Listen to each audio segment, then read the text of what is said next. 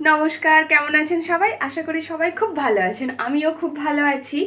আজকের শনিবার, সকাল এখন ওই 8:30 মতো বাজে। আর সবাই মোটামুটি ঘুম থেকে উঠে গিয়েছি। আর মেয়ে ওদিকে ওই ঘরে পড়তে বসে গেছে।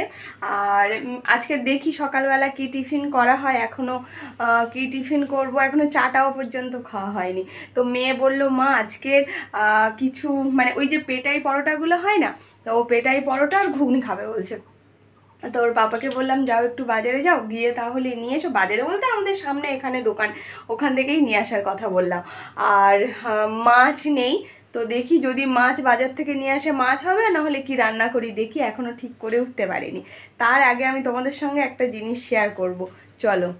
কিছু একটা হারিয়েছে, ও সেটা ঘরের মধ্যে খুঁজছিল। কোনো কিছু হারিয়ে গেলে মানে ওর খোঁজার এটা দেখো, এই অবস্থা হয়েছে আমার ঘরের বিছানার, ঠিক আছে? এটা এই অবস্থা দেখো, আলমারি এই যে পুরো খোলা, ঠিক আছে?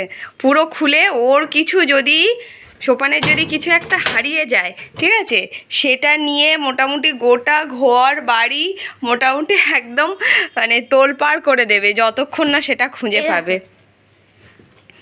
তো এই করে গেছে ঘর বাড়ি, মানে বিছানা ঘর এই অবস্থা করে গেছে। আরও তোমাদের দেখাচ্ছি, দাঁড়াও দাঁড়াও আরও দেখাচ্ছি। এই যে এই তাক থেকে সমস্ত কিছু নামিয়েছে, এই যে এখানে সব কিছু কাঁড়ি করেছে, মানে এই অবস্থা এখন দেখো কি অবস্থা দেখো, এইগুলো করে গেছে। এগুলোকে আমার এখন সব গুছাতে হবে, মানে কোনো কিছু হারিয়ে গেলে ও পুরো ঘর বাড়ি তোলপাড় করে দেয়।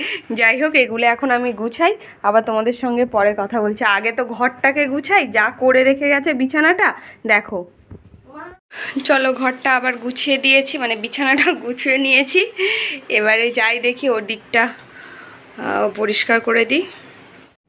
ওর বাবা ঘুগনি পরোটা নিয়ে চলে এসছে। মেয়ের ঘুগনি ঢালতে পারবি না? আমি ঢালবো। দুজনের ঘুগনি, মানে সবার ঘুগনি। তুই তোর ঘুগনিটা ঢাল, ওটা রেখে দে। কোথায় ঢালবো? এটা বাটির মধ্যে ঢালো। তাই বলো। রাখো, তুমি ঢালতে পারবে না? আমি ঢেলে দেবো। ঢেলে দাও দেখি। আর এটা আমি মুড়ি দিয়ে খাবো।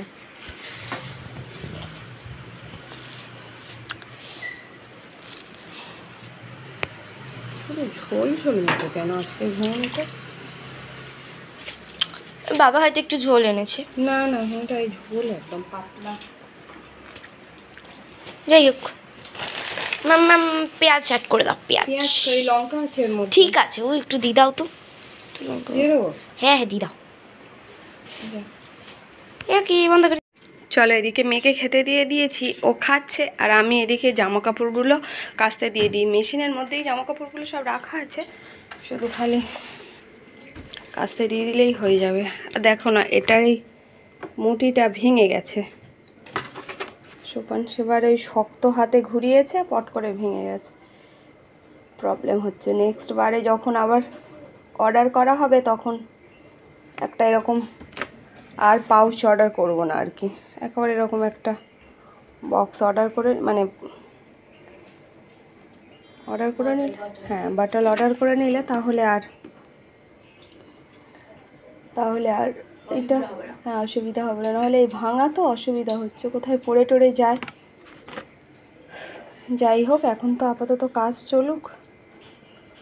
একবার আঠা দিয়ে জোড়া হয়েছিল, কিন্তু কদিন ছিল আবার সেই ভেঙে গেছে।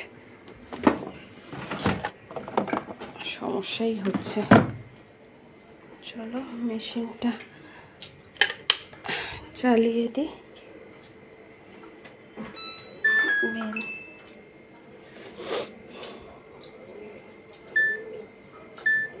ডেলি ওয়াশেই দেবো।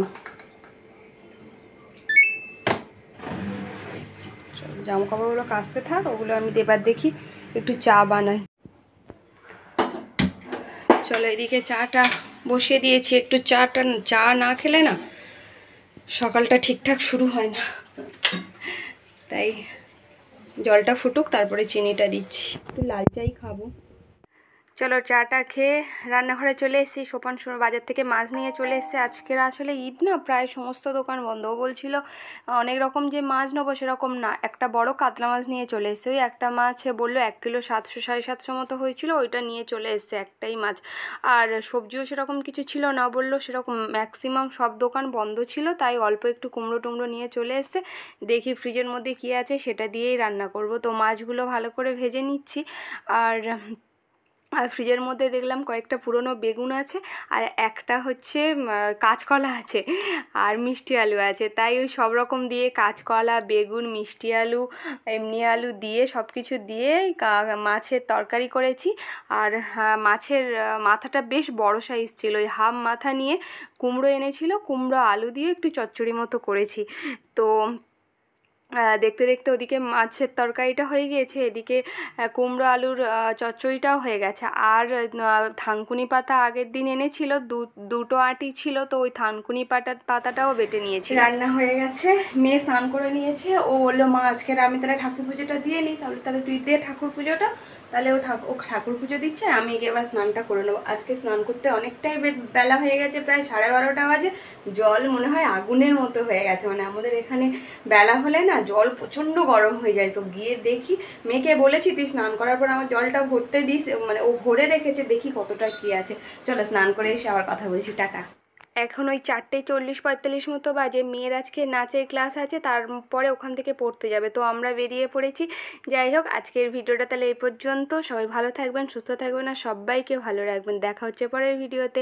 আর যারা যারা আমার এই ভিডিও ইউটিউব থেকে দেখছেন, যদি নতুন বন্ধু হয় প্লিজ সাবস্ক্রাইব করে দেবেন। আর যারা যারা আমার এই ভিডিও ফেসবুক থেকে দেখছেন, যদি ফলো করে না থাকে প্লিজ ফলো করে দেবেন। আজ তাহলে আসি, দেখা হচ্ছে পরের ভিডিওতে, টাটা।